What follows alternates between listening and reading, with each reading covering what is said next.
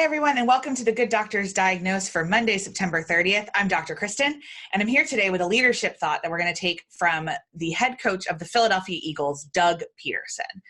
Now, for anyone who has not been with the Good Doctors through a American football season before, I'm a really big Eagles fan.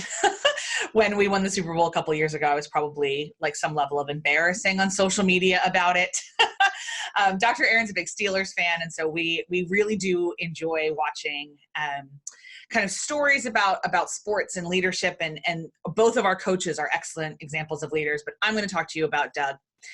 One of the things that all of the city of Philadelphia knows is that the coach before Doug Pederson, who came to us a couple seasons ago, was not somebody known for teamwork. And I had the opportunity to hear Howie Roseman, who's one of our he's our general manager, like one of the ownership and leadership high ups, talk about the process of hiring that coach, whose name was Chip Kelly, and our coach now, Doug Pederson. And with Chip Kelly, all they did was look at his stats. And kind of didn't really talk to anybody in his life, didn't really investigate what he'd bring to the culture, didn't really do anything like that.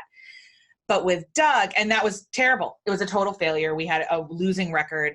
But even more importantly than a losing record, you felt like they lost kind of the core of the team. There was no locker room culture that was positive. There was lots of sniping in the press, a lot of really passive-aggressive fights. And it just didn't feel like anything was good happening there. And then after Kelly was fired or resigned, depending on which story you listen to, a lot more stories started coming out about how he treated the janitorial staff really poorly in the building, about how there was not a lot of respect at all. He was very much, this is how we're going to play. We're going to play my way, and not listening to the team. And he came from college football, and so there was some understanding where you could kind of see where that would be, but he was working with adults who were professionals, and that's really where the culture breakdown came. So when it was time to hire somebody to replace him, Howie tells the story that they talked to absolutely everyone who had ever interacted with Doug Pederson, down to his mailman, if the mailman would talk to them, to try to figure out what kind of man this was. And over and over and over again, what they heard was that Doug was somebody who believed that team was a kind of total approach. He was a door always open kind of guy. Sure, like he may not listen, he may not agree with your opinion, and he may do something different, but you will certainly be heard.